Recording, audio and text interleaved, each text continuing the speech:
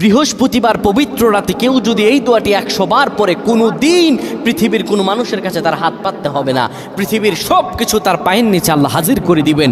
দারিদ্রতা থেকে মুক্তি দান করবেন, বিপদ আপদ থেকে মুক্তি দান করবেন, তার সম্মানকে সুউচ্চতা দান করবেন, অসুস্থতা থেকে দূরে রাখবেন। আল্লাহর অশেষ দয়া ও রহম তাকে দান করে দিবেন। সুবহানাল্লাহ।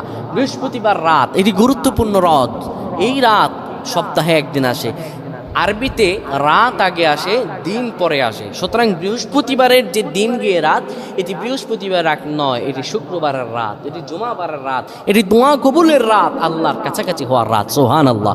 এই বৃহস্পতিবার রাত আল্লাহ তাআলা বান্দার দোয়া কবুল করেন। কেউ যদি বৃহস্পতিবার রাতে ঈশা নামাজের পরে পবিত্র হয়ে ইয়া হাইয়্যু, প্রত্যেক ফরজ নামাজের পরে এই দোয়াটা মাত্র একবার পড়ুন, দেখবেন আল্লাহ সুবহানাহু ওয়া তাআলা আপনার জীবনের সফলতার মোড় ঘুরিয়ে দিবে। এই হাদিসটা এসেছে সুনানে নাসাইর মধ্যে, মুসনাদে আহমাদের মধ্যে। এর জন্য এই হাদিসটার গুরুত্ব অনেক বেশি। আল্লাহর নবীর সাহাবী মুআজ ইবনে জাবাল রাদিয়াল্লাহু তাআলা আনহু এই হাদিসটা বর্ণনা করেছেন। তিনি বলেছেন, আল্লাহর নবী বলেছে, এই দোয়া পড়লে বান্দার যে কোনো সমস্যায় থাকুক, যে কোনো অভাব থাকুক না কেন, আল্লাহ রাব্বুল আলামিন নিজ থেকে এটা সহজে রাস্তা তাকে খুলে দিবে।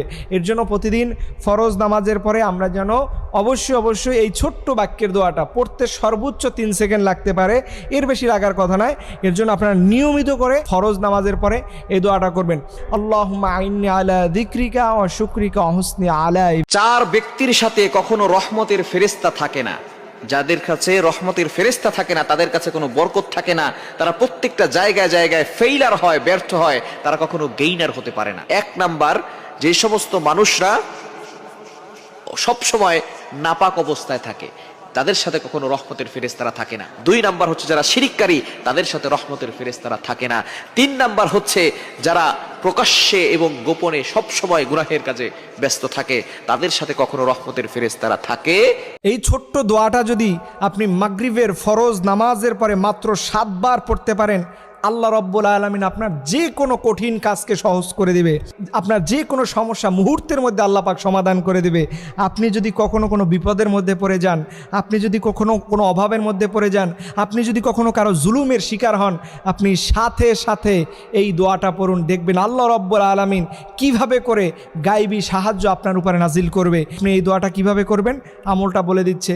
আল্লাহ নবী শিখিয়েছেন, তোমরা বলবা, ইয়া হাইয়ু ইয়া কাইয়ুম বিরহমাতিকা আস্তাগিস, ইয়া হাইয়ু ইয়া কাইয়ুম বিরহমাতিকা আস্তাগিস। দিনে একবার হলেও পিতামাতার জন্য এই দোয়াটি পড়বেন, তাহলে দুনিয়াতে যত মানুষ এসেছে সকল মানুষ পরিমাণ সওয়াব আল্লাহ তাআলা আপনার পিতামাতার জন্য দিয়ে দিবেন। খুবই ছোট্ট একটি দোয়া, দিনে একবার হলেও পড়ার চেষ্টা করবেন।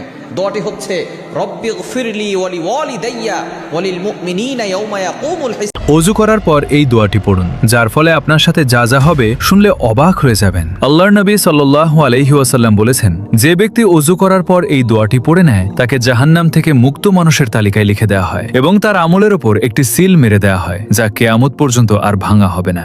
দোয়াটি হলো, সুবহানাকাল্লাহুম্মা ওয়া বিহামদিক লা ইলাহা ইল্লা আনত আস্তাগফিরুকা ওয়া আতুবু ইলাইক। অর্থ, হে আল্লাহ, আমি আপনার পবিত্রতা ঘোষণা করছি এবং আপনার প্রশংসা করছি। আপনি ছাড়া কোনো উপাস্য নেই। আমি আপনার কাছে ক্ষমা প্রার্থনা